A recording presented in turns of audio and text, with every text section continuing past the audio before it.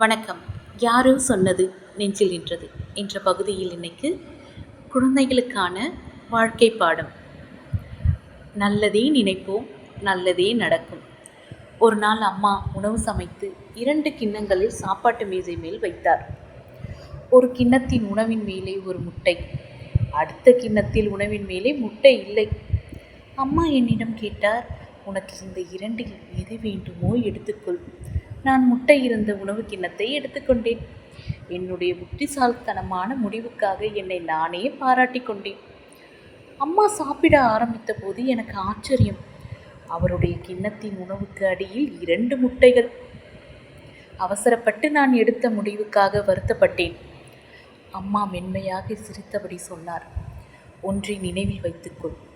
உன் கண்கள் பார்ப்பது உண்மை இல்லாமல் போகலாம். அடுத்த நாளும் 2 பெரிய கிண்ணங்களில் உணவு சமைத்து சாப்பாடு மேஜையில் வைத்தார். முதல் நாளைப் போலவே ஒரு கிண்ணத்தில் ஒரு முட்டை இருந்தது, இன்னும் ஒன்றில் இல்லை.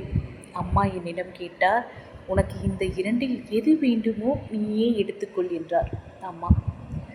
அந்த முறை நான் கொஞ்சம் புத்திசாலித்தனமாக யோசித்தேன். முட்டை வைக்கப்படாத கிண்ணத்தை எடுத்துக்கொண்டேன். அன்றைக்கு எனக்கு ஆச்சரியம். கிண்ணத்துக்குள் அடிவரை துழாவி பார்த்தும் ஒரு முட்டை கூட கிடைக்கவில்லை. அன்றைக்கும் அம்மா சிரித்தபடி சொன்னார், எப்போதும் அனுபவங்களின் அடிப்படையில் எதையும் நம்பக்கூடாது. ஏனென்றால் சில நேரங்களில் வாழ்க்கை உன்னை ஏமாற்றக்கூடும் என்று. இதை ஒரு பாடமாக எடுத்துக்கொள் என்றார் அம்மா. 3வது நாள் மறுபடியும் அம்மா 2 கிண்ணங்களில் உணவு சமைத்து மேஜையின் மேல் வைத்தார். வழக்கம் போல ஒரு கிண்ணத்தில் முட்டை, மற்றொன்றில் இல்லை. அம்மா கேட்டார், நீயே தேர்ந்தெடுத்துக்கொள் என்றார் அம்மா.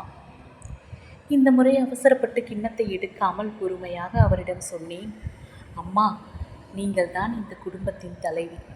நீங்கள் தான் நம் குடும்பத்துக்காக உழைக்கிறீர்கள். எனவே முதலில் நீங்கள் கிண்ணத்தை எடுத்துக்கொள்ளுங்கள், மற்றதை நான் எடுத்துக்கொள்கிறேன் என்றேன். அவர் முட்டை இருந்த உணவு கிண்ணத்தை எடுத்துக்கொண்டார். நான் முட்டை இல்லாத உணவை சாப்பிட ஆரம்பித்தேன். அன்றைக்கு எனக்கு ஆச்சரியம். என் கிண்ணத்தின் அடியில் 2 முட்டைகள் இருந்தன. அம்மா என்னை பார்த்து சொன்னார், நினைவில் வைத்துக்கொள், மற்றவர்களுக்கு நீ நல்லது நினைக்கும் போது எல்லாம் உனக்கு நல்லதே நடக்கும். எப்பேற்பட்ட தத்துவம் பார்த்தீர்களா? அடுத்தவர்களை நல்லது நினையுங்கள், உங்களுக்கு நல்லதே நடக்கும். வாழ்க வளமுடன். நன்றி.